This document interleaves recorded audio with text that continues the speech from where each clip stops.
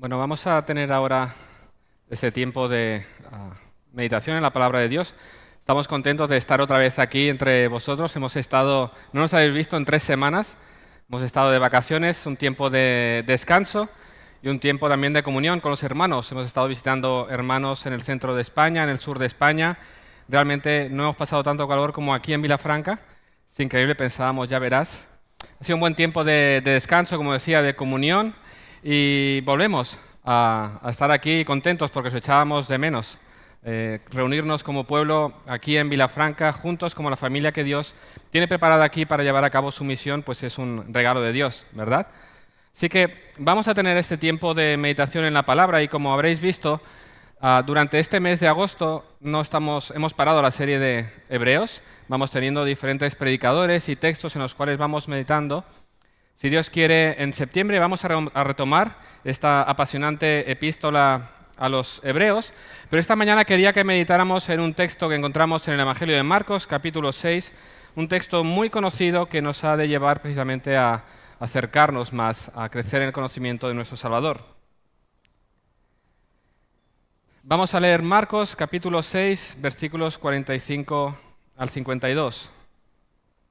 Dice así: Enseguida hizo a sus discípulos entrar en la barca e ir delante de él a Betsaida, en la otra ribera, entre tanto que él despedía a la multitud. Y después que los hubo despedido, se fue al monte a orar. Y al venir la noche, la barca estaba en medio del mar y él solo en tierra.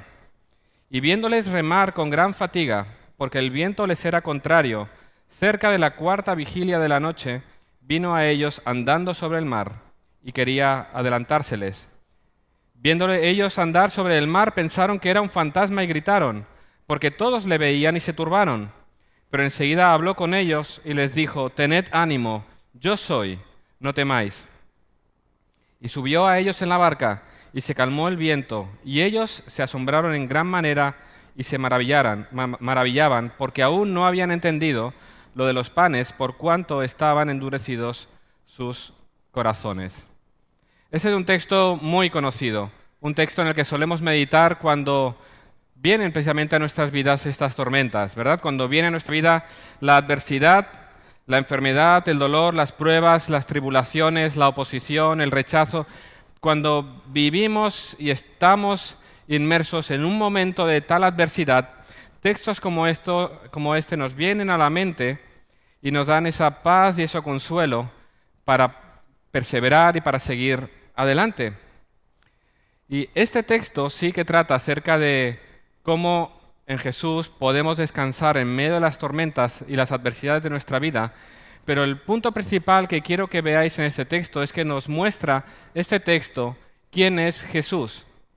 Este texto no va tanto acerca de la realidad de que en Jesús encontramos paz en medio de la adversidad, sino que quiero que veáis que en ese texto se nos muestra precisamente aquello que debemos grabar bien en nuestros corazones para toda nuestra vida cristiana, en este momento, concretamente en cuanto al tiempo de las pruebas, pero aquello que más tú y yo necesitamos conocer, y es tener una visión más exaltada de Jesús. Este texto nos va a mostrar quién es este Jesús, porque estos hombres se lo preguntaban en muchas ocasiones, pero ¿este quién es que hace estos milagros? ¿Pero este quién es que habla de esta manera? En la medida en que tú y yo crezcamos en el conocimiento de nuestro Señor y Salvador, nuestra fe madurará, seremos fortalecidos y por lo tanto podremos perseverar en medio de la prueba de manera confiada. Pero ese texto, como vemos, enfatiza una realidad acerca de Jesús y es su deidad. Jesús es Dios mismo. Eso es lo que Cristo quiere que sus discípulos vean claramente. Y para ello vamos a ver 3 cosas. Quiero que veamos en primer lugar, a la luz de este texto, la necesidad e importancia de que nuestra visión acerca de quién es Jesús esté fundamentada en su revelación y no en nuestros pensamientos. En segundo lugar, vamos a ver en qué manera Dios dispone todas las cosas para que nosotros procuremos ese conocimiento. En tercer lugar, vamos a ver de qué manera Jesús se revela a nosotros, y en concreto aquí a sus discípulos. En primer lugar, vemos la necesidad de que nuestra visión acerca de Jesús sea en base a quien Él es verdaderamente y no en base a quienes nosotros Nos gustaría, esperaríamos que Él fuera, porque esa es la realidad. Todos y cada uno de nosotros tenemos la tentación de hacer un Salvador a nuestra medida. Yo creo que Jesús son frases que solemos decir. Todos podemos tener expectativas acerca de quién es Jesús, qué es lo que Él debería hacer, qué es lo que Él tiene que hacer por mí. La cuestión que debemos tener en cuenta es, ¿tu visión acerca de Jesús es conforme a su revelación, a quien Él es? Esto lo vemos al empezar este relato. ¿Dónde? Cuando vemos a Jesús queriendo proteger a sus discípulos de aquellas distorsiones acerca de Él que ya circulaban en medio de las multitudes. ¿Dónde lo vemos? En el mandato de que tomaran inmediatamente la barca y cruzaran el mar. Leemos en el texto que enseguida hizo a sus discípulos entrar en la barca e ir delante de Él a Betsaida, a la otra ribera, entre tanto que Él despedía a la multitud. ¿Enseguida de qué? Enseguida, después, si vemos el contexto inmediatamente anterior, de aquel milagro de la multiplicación de los panes y los peces. Después de este milagro, con el asombro que esto produjo en medio del pueblo, en medio del asombro que produjo en ellos, enseguida de que ellos fueran asombrados de ese milagro de Jesús multiplicando y alimentando a más de 5.000 hombres, cuenta luego esposas e hijos. Enseguida Él despidió a la multitud. Tomad la barca e iros. La manera en la que está escrito, los términos que usa, indica fuerza por parte de Jesús. De alguna manera los forzó a iros. Tomad la barca e iros. Cruzad. Yo despido a las multitudes, los vemos al otro lado. Jesús los empujó, los forzó a tomar la barca e irse. ¿Por qué los forzó a irse? ¿Por qué era tan importante terminar la reunión en ese momento y despedir a la multitud? Podríamos pensar que se hacía tarde, era ya noche, las gentes estarían lejos de sus hogares, deberían volver a sus casas en la noche, podría ser peligroso, era importante terminar ya la reunión para que cada uno se fuera a su casa, eso podría ser así, pero cuando vemos el texto paralelo que encontramos en el Evangelio de Juan, podemos ver cómo esa orden de abandonar el lugar inmediatamente y cruzar el mar era una manera de protegerlos de la multitud. No de las personas en sí, sino de las esperanzas y anhelos que se estaban encendiendo y moviendo en ese momento en medio de las personas. Había empezado a correr un clamor, como leemos en Juan, en medio del pueblo, que decían las personas, este es verdaderamente el profeta que había de venir al pueblo. La multitud, impactada por todo lo que habían visto, impactada por el milagro de la multiplicación de los panes y los peces, querían, como leemos en el Evangelio de Juan, tomar a Jesús, apoderarse de Él y hacerle rey. Eso era lo que se estaba cociendo ahí en medio. ¿Quién no querría un rey como Jesús? Un rey que no promete como hacen, ahora que venimos de tiempos de elecciones, los gobernantes que prometen, sino que hace. Él alimenta a las multitudes. Él no dice, si me escogéis a mí, voy a traer pan. No, es que Él trajo pan a toda esa multitud. Si ha podido hacer esto, imaginaros todo lo que puede hacer si lo colocamos como rey. ¿Quién no quiere un rey como Él? Pueden venir dificultades, pero Él va a proveer de todo lo que necesitamos. Ya no va a haber más hambre en medio del pueblo, va a haber paz, va a haber justicia. Él va a proveer, ya no va a haber más pobres en nuestras calles. ¿Quién no quiere un rey como este? ¿No es algo bueno? Ya veo a esta multitud tomando a Jesús, yendo a palacio, echando a Herodes de medio y colocarlo al rey, porque ese es el rey que necesitamos. El rey que nos va a proveer de todo aquello que necesitamos. Aquel que nos va a librar del poder, de la opresión de los romanos. Aquel que va a traer paz a la nación. Aquel que va a traer prosperidad. ¿Quién no quiere un rey así? Eso era lo que se estaba cociendo allí. Estas eran las expectativas. Este era el rey que ellos estaban esperando y lo tenían allí delante. Pero estos no eran los planes de Jesús, ni este es el tipo de reino que Jesús venía a inaugurar. Él lo dijo más adelante, como leemos en Juan 18:36. Mi reino no es de este mundo. Si mi reino fuera de este mundo, entonces mis servidores pelearían para que yo no fuera entregado a los judíos, mas ahora mi reino no es de aquí. Este no era el camino, y este no es el tipo de Mesías que se había acercado. Jesús no es un mero proveedor para nuestras necesidades físicas. Jesús no ha venido a satisfacer nuestras necesidades físicas. Es más que pan lo que el mundo necesita. Es por eso que Jesús los manda a irse, a no dejarse llevar por el éxtasis de la multitud, para que no creyeran y se alimentaran de esas falsas expectativas acerca de quién es Él. Jesús conocía bien el corazón de sus discípulos. Él conocía qué había en sus corazones y cuáles eran sus expectativas. ¿Os acordáis qué le preguntaron los discípulos al Jesús resucitado antes de que ascendiera a los cielos? Señor, ¿restaurarás el reino? ¿Restaurarás en este tiempo el reino a Israel? Su visión era terrenal. Jesús conocía el corazón de sus discípulos, conocía que su visión estaba puesta en las cosas de esta tierra, y lo último que quería era que esas falsas expectativas se fueran alimentando más y más. Y no es la primera vez que Jesús no quiere que crean en Él de esta manera. ¿Os acordáis que sucede en muchas ocasiones cuando Jesús sana a enfermos? ¿Qué le dice a los sanados? ¿Ves y anuncia que soy un sanador? No, en muchas ocasiones le dice, no digas nada a nadie. ¿Por qué? Porque el mensaje que predicarían es que Jesús es alguien que sana las enfermedades. Pero Jesús es más que alguien que da pan. Jesús es alguien que hace más que sanar enfermedades. Jesús es el Mesías de Dios que trae salvación al mundo. Eso es lo que Jesús quiere mostrar e impactar en sus discípulos.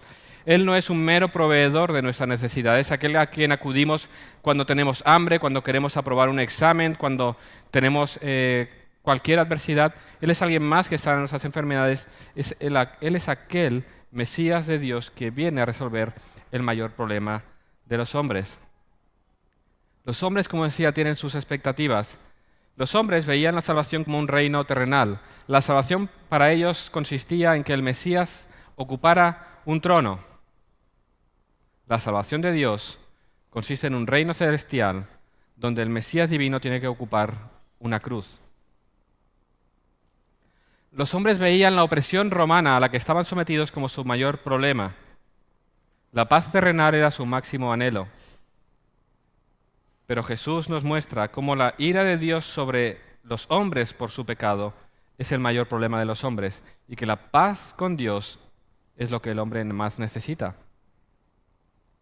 Es fundamental que tú y yo, la visión que tú y yo tenemos acerca de Jesús, sea más exaltada, que sea menos acerca de nuestras expectativas, de nuestros anhelos, de cómo nos gustaría que Jesús fuera, y lo miráramos a Él tal y como Él se ha revelado, y nos maravillemos en Él. Los discípulos debían conocer bien quién es Jesús, así como tú y yo. ¿Y de qué manera Dios les va a enseñar acerca de su Hijo? ¿De qué manera Jesús va a tratar con sus discípulos para que realmente la imagen que se imprima en sus mentes y en sus corazones sea la verdadera? Lo hace por medio de una adversidad. Porque fijaros, digo que Jesús los salva de un problema, ¿verdad? Los saca, los libra del peligro de ser sus mentes alimentadas con pensamientos mesiánicos distorsionados y falsos. Los saca de un problema y ¿dónde los mete? En otro problema. ¿Acaso Jesús no sabía lo que sucedería aquella noche?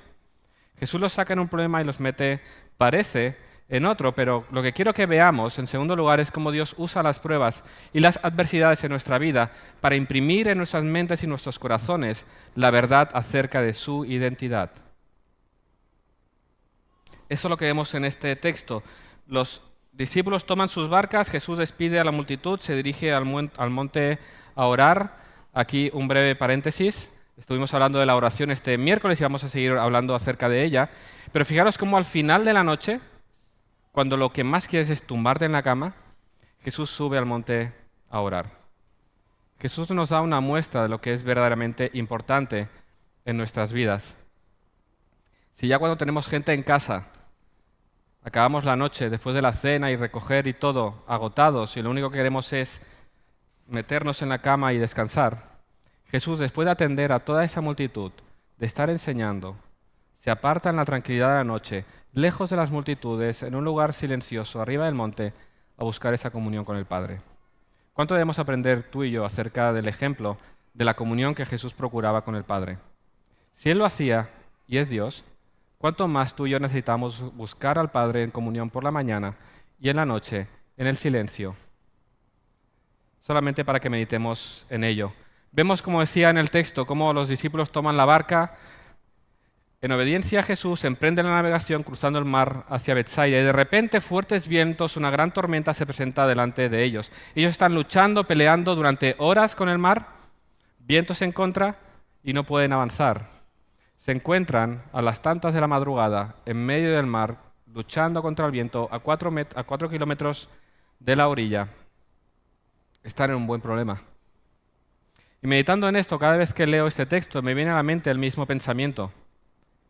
¿Os habéis dado cuenta, o quizás lo habéis experimentado, cuán fácilmente y de repente en ocasiones se presentan las adversidades en nuestras vidas? Los discípulos estaban en el momento más alto, en un momento espectacular de ánimo, acababan de ver ese gran milagro de Jesús, habían pasado un día fantástico, habían pasado un día viendo el poder de Dios para alimentar a las multitudes. Ellos estaban en un momento de mucho ánimo y de repente se encuentran en medio del mar luchando por su vida. Venían de un momento de mucho gozo, de mucha alegría, y de un momento para otro sus vidas corren peligro. ¿De qué manera en ocasiones las adversidades se presentan así de repente? Estás viviendo una vida saludable, haces deporte, te alimentas bien, te cuidas bien, y un simple análisis rutinario desvela una grave enfermedad y toda tu vida es cambiada por completo. De repente te quedas sin trabajo, de repente la pérdida de un ser querido, de repente cualquier adversidad que hayas experimentado, ¿te has dado cuenta de que aparecen, sobrevienen sin avisar? Esa es la realidad de vivir en un mundo caído, en un mundo afectado por el pecado. La enfermedad, el dolor, el sufrimiento acudirán a nuestra vida. Ahora, un breve comentario. Esto no nos ha de llevar a pensar aquello de, uy, las cosas me van muy bien, seguro que me va a pasar algo malo. No es esto. Estamos hablando de la realidad de vivir en un mundo afectado por el pecado en el cual las adversidades vendrán a nuestra vida. Es cierto que en ocasiones nos metemos nosotros en problemas. Por causa de nuestro pecado, por causa de nuestra desobediencia, somos nosotros quienes nos ponemos en problemas y aunque podemos acudir a Dios y encontrar en Él ese perdón, cuando acudimos a Él en arrepentimiento y fe, somos perdonados de nuestro pecado, vemos como en ocasiones las consecuencias nos acompañan. Tenemos el ejemplo de David, quien se arrepintió de ese gran mal que hizo, pero su hijo falleció. Y luego hubo problemas en su familia con uno de sus hijos que quería su muerte. Siempre hubo lucha en medio de su familia. Es verdad que en ocasiones nosotros nos metemos en problemas y tenemos que asumir las consecuencias. Pero este no es el caso de estos hombres.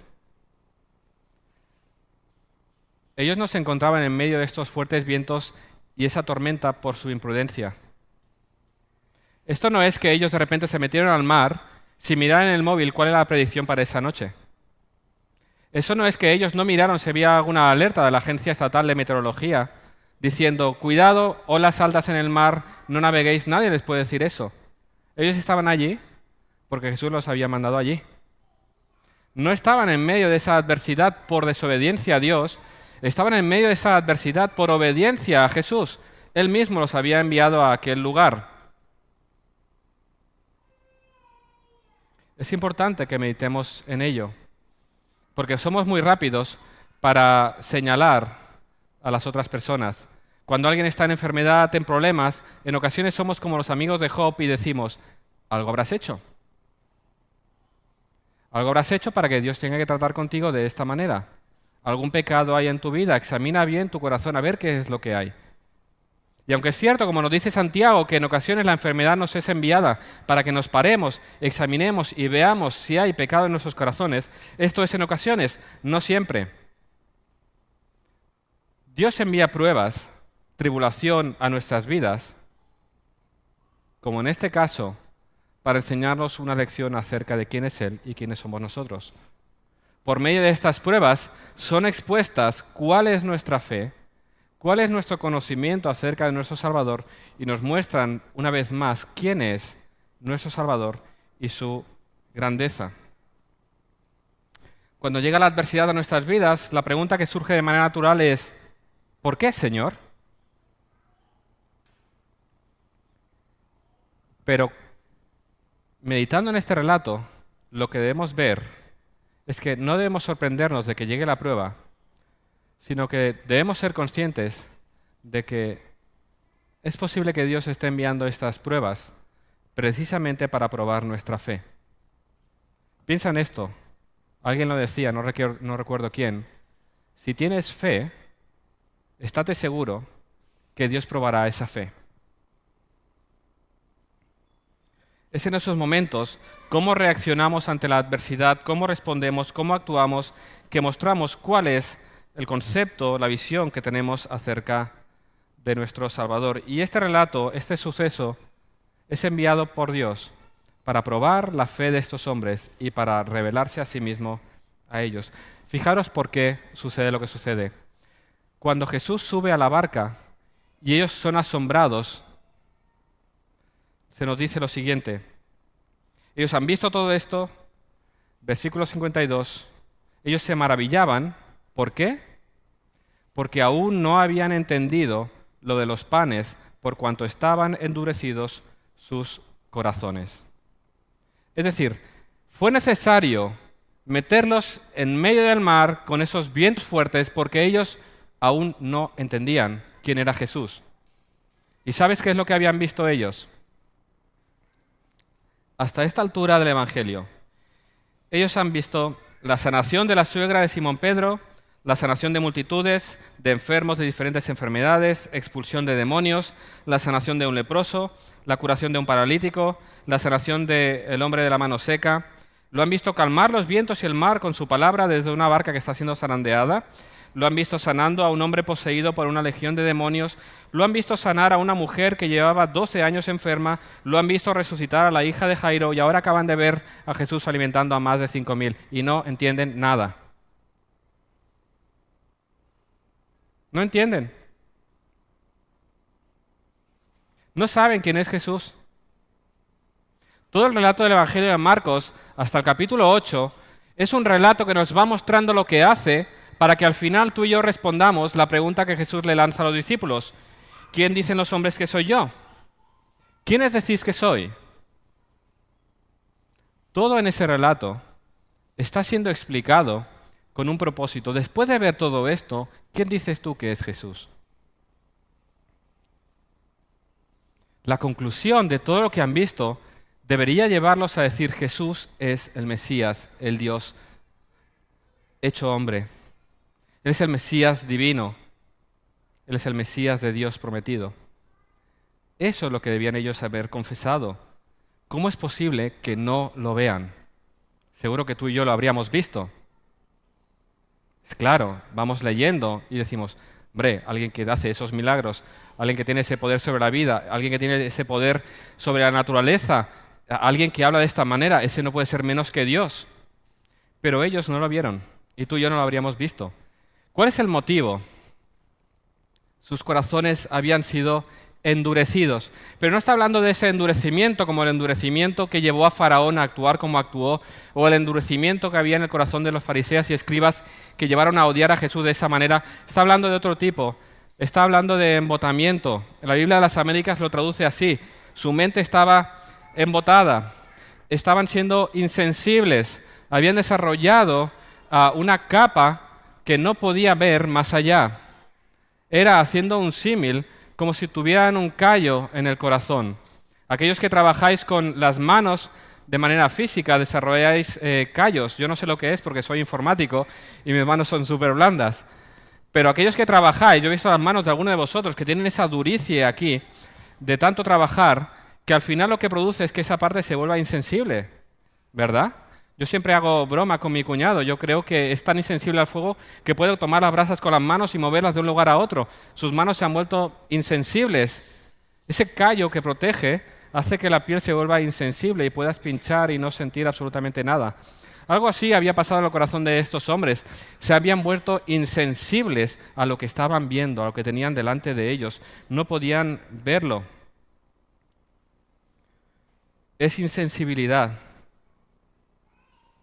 Por ello Jesús tenía que tratar con ellos de esa manera. Tenía que herirlos de tal manera que pudieran llegar a sentir lo que tenían que sentir. Y esto es una advertencia también para nosotros hoy, porque como decía, es muy fácil verlos a ellos y decir, pero ¿cómo no lo veis? Si está claro delante de vosotros. Es una advertencia para nosotros hoy porque es posible ser hijo de Dios, un creyente y vivir temporadas en que tenemos esta insensibilidad hacia las verdades del Evangelio. ¿De qué manera? Somos expuestos a la verdad del Evangelio. Leemos las Escrituras, escuchamos predicaciones y no nos afecta en lo más mínimo. Todas aquellas verdades acerca de quién es Jesús, todos sus mandamientos, todas sus palabras, pasan por nosotros como un objeto toca un callo. Somos insensibles, no nos afectan, no producen nada en nosotros, no se ve fruto en nuestras vidas a la luz de lo que estamos viendo y escuchando. Somos capaces de venir domingo tras domingo, escuchar sermones, podemos ser confrontados con la palabra de Dios y decir, eso no va conmigo. Pensar siempre en que eso tiene que ver con otra persona y volvernos insensibles a la palabra de Dios. Leerla y que no produzca absolutamente nada. Podemos caer en ese estado de anestesia espiritual, que vemos las maravillas de Jesús en su palabra y no nos enamoramos más. Y no queremos estar más con Él, y no lo buscamos más, y no queremos someternos a Él cuando vemos quién es Él, qué es lo que manda y qué es lo que espera de sus hijos. Escuchamos sus mandatos, sus advertencias, sus palabras de juicio y hacemos como que eso no tiene nada que ver con nosotros. Esa es la realidad de que podemos caer en esa anestesia espiritual. Decía un pastor, nuestros corazones dejan de calentarse ante la exhibición que el Evangelio nos hace de las bellezas de su gracia. Nuestras conciencias dejan de agitarse cuando el pecado queda al descubierto y la palabra se convierte en poco más que ruido blanco espiritual, algo que fácilmente ignoramos. Qué terrible condición en la que nos encontramos. Qué cerca de naufragar hemos estado en ese momento. Tal vez, seguía diciendo este hombre, como los discípulos en la barca aquella noche, sea necesario que el terror y el asombro provocados por un nuevo encuentro con Jesucristo, revestido del Evangelio, te sacudan y te devuelvan la ternura de corazón y la receptividad a su palabra para que puedas creer que todo lo que dicen las Escrituras es verdad. No quiero que esta mañana te veas aquí pensando, tengo un Salvador que me ayuda en las adversidades. Eso es verdad. Quiero que salgas de aquí enamorado más aún de Jesús, que lo aprecies más y más como Él es. Que Dios rompa nuestros corazones, que saque esos callos que hay, para que veamos a Cristo y nos sometamos y lo busquemos a Él por encima de todas las cosas. No es moraleja lo que predicamos a Cristo crucificado, el Mesías, el Salvador del pueblo. Su familiaridad con Jesús, su familiaridad, fijaros, su familiaridad con los milagros, los llevó a esa insensibilidad, a no ver, a no entender quién es Jesús. Gracias a Dios, que porque somos sus hijos, Él va a zarandearnos cuando sea necesario para quitar ese velo, para que le veamos más y más, para que nos acerquemos más y más a Él y nos enamoremos más y más de Él. Este miércoles en el culto de oración hablaba de cómo nuestra vida de oración nos habla y nos revela precisamente cuál es el entendimiento que tenemos de Jesús. ¿Sabes por qué no oramos más? Porque no amamos a Jesús como deberíamos amarlo. Si viéramos quién es más claramente, meditáramos en su belleza, ¿cómo no vamos a acudir a Él en todo momento? Yo no quiero más que estar contigo, Señor Jesús, porque me has amado de la manera en que me has amado, siendo yo quien yo era. ¿Cómo no voy a estar contigo? ¿Cómo no quiero estar más, escuchar más de ti con esas palabras que consuelan, confortan, edifican y traen paz a mi corazón? ¿Cómo no voy a buscarte a ti que me has prometido esas grandes promesas? Piensa por qué no oras como debieras.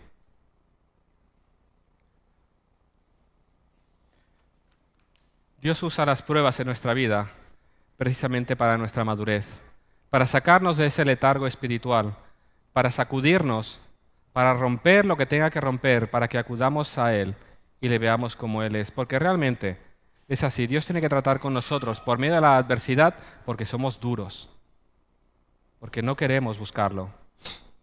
Y Dios nos envía a cada uno de nosotros lo que nos tenga que enviar precisamente para que corramos a Él.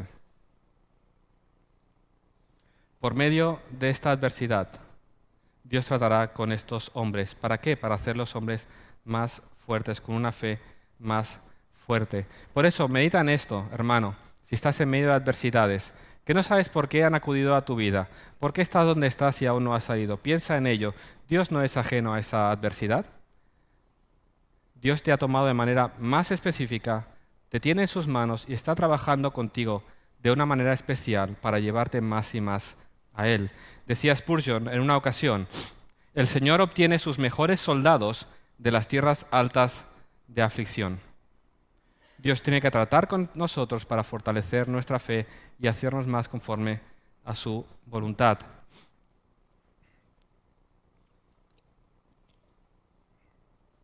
Ahora vemos a Jesús cómo los lleva a este punto, en el que están en medio del mar, están luchando contra las olas, contra los vientos, están en verdaderos problemas, y en tercer lugar vamos a ver, como decía al principio, de qué manera Jesús se presenta delante de ellos. En primer lugar, vemos cómo Jesús se revela ante ellos como el Salvador que cuida y protege a su pueblo. Esto es lo primero que vemos en una lectura rápida. Es lo que vemos. Y esta es la verdad que trae tanta confianza y tanta seguridad a nuestros corazones. Tenemos un Dios que cuida de nosotros. ¿Dónde estaba Jesús en el momento en que sus discípulos estaban luchando en medio del mar? Cuando sus discípulos estaban en el momento de mayor adversidad, en lo alto del monte. ¿Qué estaba haciendo ahí Jesús? Estaba orando al Padre.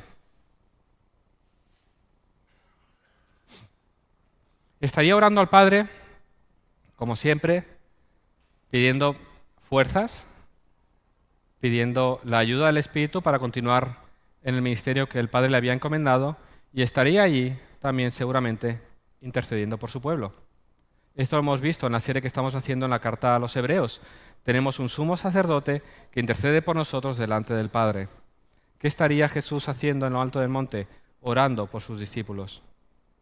Él no estaba allí físicamente con ellos, pero Él estaba donde tenía que estar, intercediendo ante el Padre por sus discípulos.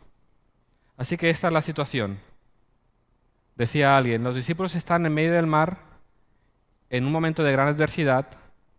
Jesús está orando en lo alto del monte por ellos. Conclusión, dice este hombre, la situación no es peligrosa, porque Jesús está intercediendo por ellos. Esa es la confianza que tú y yo tenemos en medio de las adversidades. Tenemos un Salvador que nos ha salvado y nos sigue salvando y guardando en el día de hoy. Que sea cual sea la adversidad en medio de la cual estemos, tenemos a alguien que está intercediendo delante del Padre por nuestras vidas. Sí, las olas golpearán, los vientos golpearán, sufriremos, pero nuestras vidas van a ser preservadas hasta llegar a su presencia.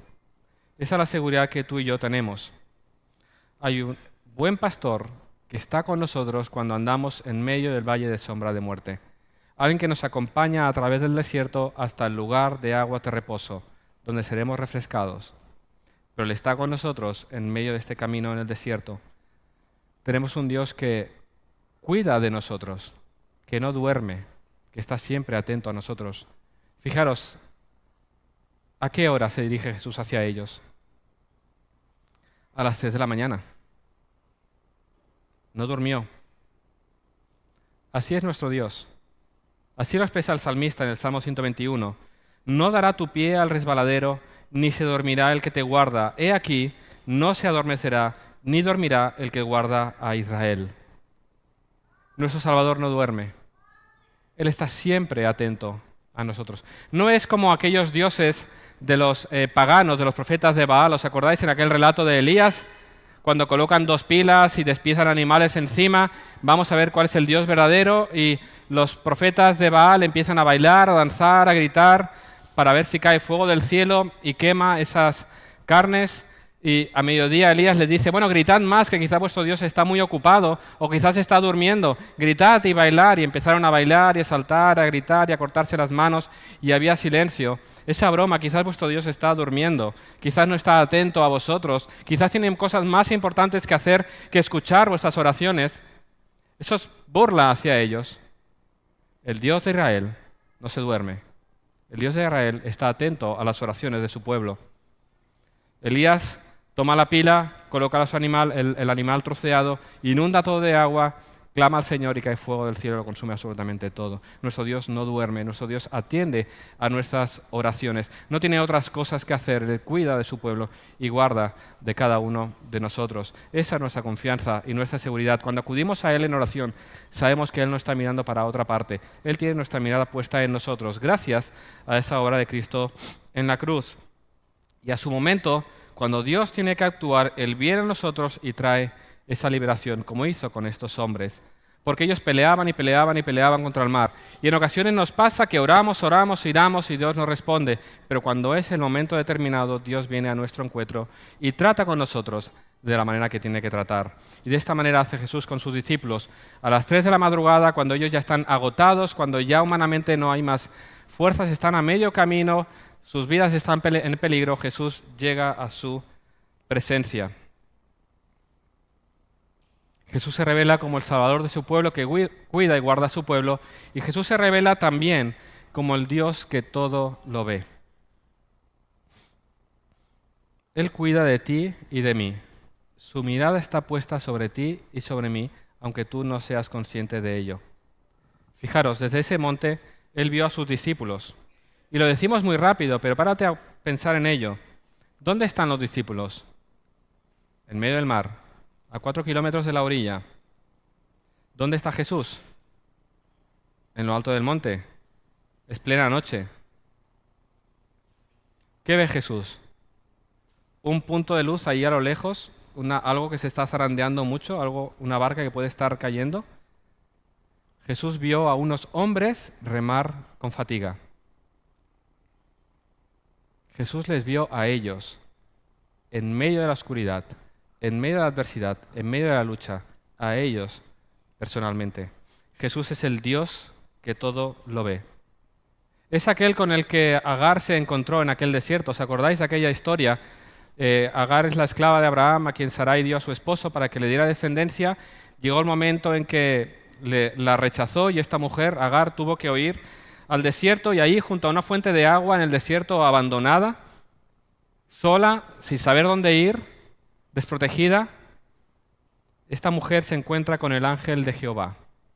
Una manera de mencionar al Jesús preencarnado. Y allí Jesús, el ángel del Señor, le pregunta, Agar, sierva de Sarai, ¿de dónde vienes tú y a dónde vas? Y ella respondió, huyo de delante de Sarai, mi señora. Ella sabía de dónde venía, ella no sabía dónde iba. Y el Señor Jesús vino al encuentro de aquella mujer. En aquel momento de soledad, abandonada, sola, sin saber dónde ir, despreciada, rechazada, el ángel del Señor Jesús viene a su encuentro. Su mirada estaba sobre ella y la bendice. Así responde Agar, Él es el Dios que me ve. Llamó a aquel pozo en el que estaba, el pozo del viviente que me ve. Este fue su encuentro con el Jesús preencarnado. Hay un Dios que me ve, que me conoce tal y como soy, conoce cuáles son mis circunstancias, no le son ajenas y viene a mi encuentro. Medita en esta verdad. Allá donde estás, en medio de tus luchas, de las adversidades, aquello en lo que quizás ninguno de nosotros podemos conocer, allá donde te encuentres, donde te puedes encontrar solo, abandonado, nadie te entiende, hay uno que te está viendo. Hay uno que tiene su mirada puesta sobre ti. Alguien que no es ajeno a tus circunstancias, alguien que no es ajeno a tus luchas, a tus necesidades, a tu desesperanza. Hay uno que te ve, que está viendo cómo estás luchando, que está viendo cómo estás siendo derrotado por las adversidades. Hay uno que está viendo dónde estás. Y este va a venir a ti, en medio de la tormenta en la que te encuentres, porque Él no te va a descuidar. Así lo vemos con los discípulos. Ellos podían sentir que Jesús estaba muy lejos, pero la mirada de Jesús estaba sobre sus hijos. La mirada de nuestro Dios está sobre cada uno de nosotros. Y nada sucede que no sea evidente delante de Él. Eso, como decía, es importante. Que grabemos bien esta verdad, porque es muy bonito meditar en eso cuando estamos en medio de la adversidad. Sí, en medio del dolor, en medio del sufrimiento, hay alguien que me ve, que me conoce. Pero también en ese momento en que esos pensamientos impuros, en que esas acciones, esas palabras, ese pecado que vas a cometer, hay alguien delante del cual también eso está en evidencia. Ese Dios que todo lo ve, todo lo ve. Ve tus pensamientos más íntimos, ve tus anhelos, ve tus palabras, ve tus motivaciones. Así que eso es una verdad en la que tenemos que meditar. Por eso decía que debemos crecer en el conocimiento de nuestro Dios. Porque en ocasiones pensamos que en lo oculto de nuestra habitación, con las ventanas bajadas, en la oscuridad, nadie puede vernos, pero Dios todo lo ve. Pensamos que aquellos pensamientos que pasan por nuestra mente, nadie es conocedor a nuestro alrededor, pero Dios los está viendo. Saber que Él es el Dios que todo lo ve y no ser insensibles a esa verdad se refleja en una búsqueda de la santidad. Sabemos que hay un callo en nuestro corazón o que somos insensibles a esta verdad cuando sabemos que Dios todo lo ve y no tenemos problema en pecar y nos sentimos cómodos y no creemos que el pecado sea tan grave o creemos que nadie nos ha visto. Él todo lo ve. Nuestra vida está expuesta delante de Él. Medita bien en esto. Él es el Dios que todo lo ve. Jesús te está revelando a estos hombres, como decía antes, porque por medio de esas adversidades Él se da a conocer. ¿Y qué es, por encima de todo, lo que Jesús va a revelar a estos hombres? Su deidad, que Él es Dios mismo, hecho hombre. Y esto lo vemos cuando llegamos a ese momento, el más espectacular, un evento que todavía nuestra mente científica intenta explicar. ¿Está andando por encima del mar? Seguro que es un truco, como aquel del mago Dinamo que caminó sobre el río Támesis, ¿no? Seguro que está caminando sobre bancos de arena, seguro que hay una ilusión. El mundo intenta explicar este evento porque nadie puede caminar sobre el mar. O es una ilusión, o es que está caminando por encima de bancos de arena, o decía alguien que en ese tiempo hacía tanto frío que quizás estaba sobre una placa de hielo. A mí la imagen de Jesús surfeando es un poco extraña aquí en este evento. Pero todas esas cosas se dicen. O que quizás estaba caminando por la costa y lo vieron por allá. Esa es la mente del hombre intentando razonar lo que aparece aquí. Y hay muchos que se creen más listos que nadie, que toman la Biblia y empiezan a recortar y dicen, no, esto no es natural, esto no es normal, esto seguramente es una cosa inventada que se ha añadido en la Biblia para darle más fuerza a este hecho. Y empiezan a recortar la Biblia y hacer que todos aquellos eventos sobrenaturales que Jesús hace y que suceden tienen alguna explicación científica o realmente son añadidos de los hombres y empiezan a hacer una distinción entre el Jesús histórico, básicamente lo que Él hizo, su ejemplo, etcétera, de todos los eventos sobrenaturales, sus milagros, etcétera, y hacen esa distinción cortando por allí sin ser conscientes de lo peligroso que es eso, porque estás al final amputando la palabra de Dios y estás al final haciendo una imagen de Jesús conforme a tu pensamiento, un Jesús humano.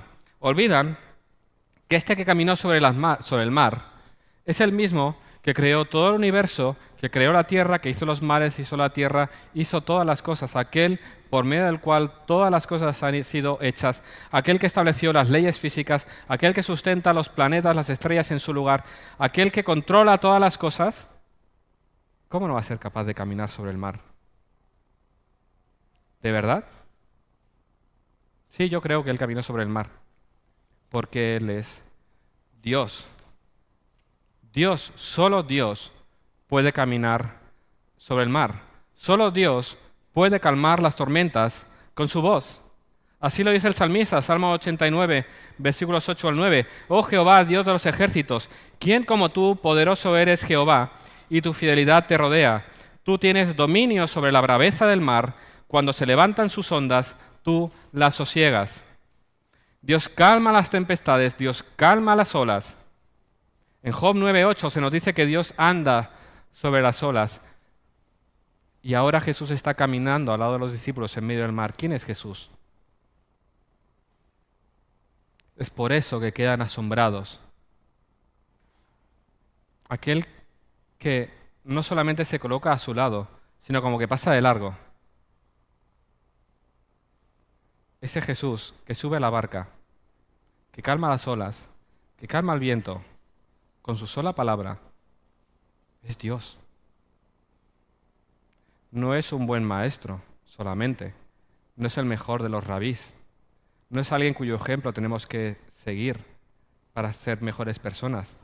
Ese hombre es Jesús, ese hombre es Dios, Dios mismo encarnado. Quedan asombrados, quedan estupefactos, quedan en shock al ver a ese hombre delante de ellos. Por eso Jesús les tiene que decir, tened ánimo, yo soy, no temáis. Ese yo soy son los términos en griego equivalentes a ese yo soy, que es la manera en que el Dios eterno se presentó delante de Moisés en aquella zarza. Yo soy. Jesús es el Hijo de Dios, Dios mismo encarnado. Ahora, daros cuenta, como decía antes, cuán insensibles somos a la realidad de quién es Jesús. Porque fíjate qué impacto produce cuando alguien se encuentra cara a cara con Jesús. Estar cara a cara con Jesús produce asombro, produce temor. La revelación de la deidad de Jesús, de su identidad, trae asombro y hace temblar a los discípulos. Fijaros que Jesús no dice, no temáis de los vientos, no temáis de los mares, no temáis de los problemas que tenéis, no temáis, yo soy. Ser expuestos a la gloria de Cristo es mucho más terrible que los vientos y los mares azotando la barca. Piensa bien en ello. Ser confrontados con la gloria de Cristo es mucho más temible que los vientos y los mares que están azotando la barca y pueden hacer peligrar sus vidas. Cuando uno tiene un encuentro con Dios, no es cualquier cosa. No salimos igual. No recuerdo quién lo decía, pero tener un encuentro con Dios es como ser atropellado por un camión, no sales igual.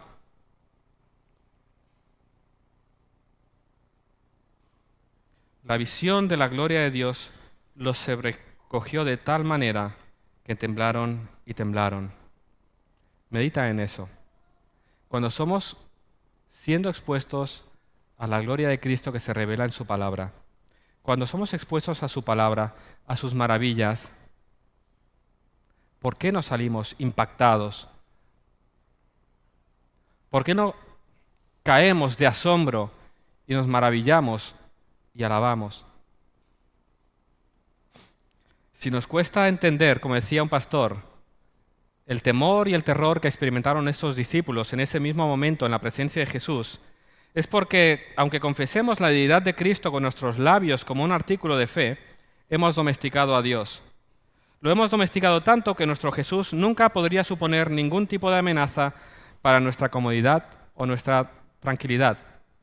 Y dice, y el resultado es que con demasiada facilidad acabamos espiritualizando esta historia, acabamos leyéndola como una ilustración de la forma en que Jesús calma las tormentas de nuestras vidas o algo por el estilo, en lugar de ver lo que realmente quiere decir Marcos, que estar en la presencia del hombre que podía llamarse a sí mismo yo soy, es mucho, mucho más desconcertante que el viento, las olas que azotaban a los discípulos en esa noche. Si Jesús nunca tiene que decirte no temas cuando estás en su presencia, es que todavía no tienes una visión bíblica del Cristo que ahora está sentado a la diestra del Padre en las alturas.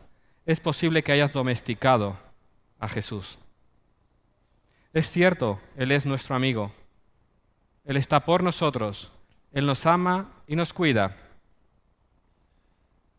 Pero quizás lo hemos domesticado tanto.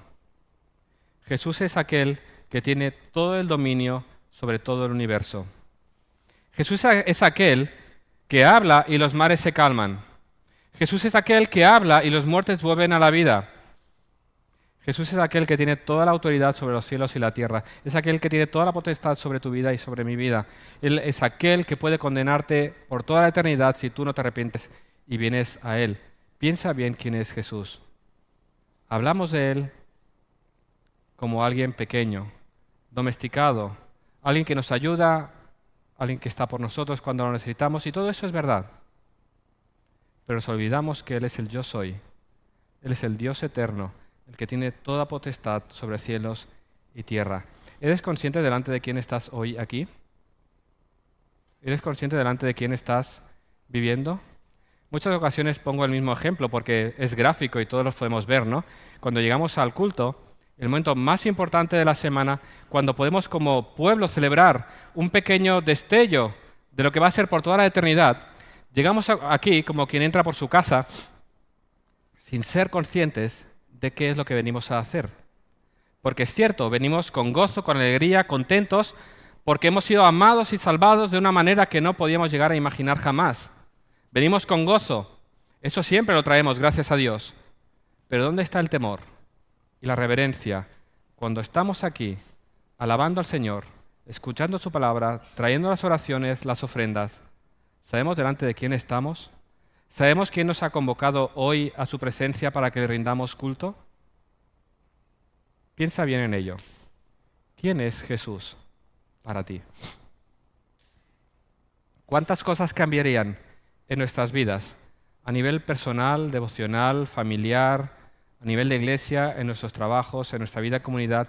¿Cuántas cosas cambiarían si fuéramos más conscientes de quién es nuestro Señor?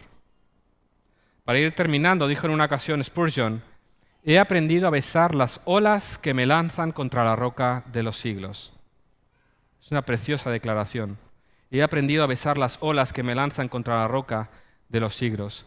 Él no podía más que dar gracias a Dios por todas las adversidades que sufrió, y fueron muchas, que lo que hacían ella era acercarlo más y más a la roca de los siglos, acercarlo más y más al Señor Jesús. Él era consciente de que todo lo que atravesó le llevó a un conocimiento y una experiencia tal de su Salvador, que eso era mucho mayor que cualquier dolor que hubiera pasado por su cuerpo. Y cuando tú lees su biografía ves que él sufrió un montón físicamente, sufrió oposición, sufrió un montón. Pero el gozo de conocer a su Señor supera cualquier mal. Piensa en ello. Conocer a Jesús, tener una relación más cercana a Él es lo mejor que tú y yo podemos desear. Conocer mejor a aquel que no solo calma las tormentas en nuestras vidas, sino aquel que sufrió la mayor de las tormentas sobre sí, cuando las olas del juicio de Dios cayeron sobre Él en aquella cruz. Él soportó la mayor de las tormentas que podía haber sufrido jamás nadie. Las olas de la justicia, de la ira de Dios cayeron sobre Él en aquella cruz donde Él estaba verdaderamente solo. Nadie acudió a por Él. Sus amigos, aquellos que incluso habían dicho que estarían con Él hasta el fin, lo abandonaron cuando fue apresado. Incluso uno le negó. Nadie acudió a Él. En aquella cruz, en el momento de mayor dolor, de mayor sufrimiento, cuando las olas, los vientos golpeaban contra Él, cuando la ira de Dios caía sobre Él, hasta el Padre lo desamparó. Y murió en aquella cruz absolutamente solo. En tu lugar, en mi lugar, siendo hecho maldición para pagar por nuestros pecados. Lo tenía que hacer solo. Y Él murió allí, por ti y por mí. Nadie acudió a por Él. Fue hecho maldición. Los discípulos en esta historia fueron rescatados. Jesús vino a su encuentro, calmó los mares, llegaron a la otra orilla. Paz. Jesús no fue rescatado, Jesús murió. Su sangre fue derramada como pago por nuestros pecados. Él sufrió en aquella cruz el mismo infierno. Y murió. Y fue sepultado. Pero la historia no termina aquí.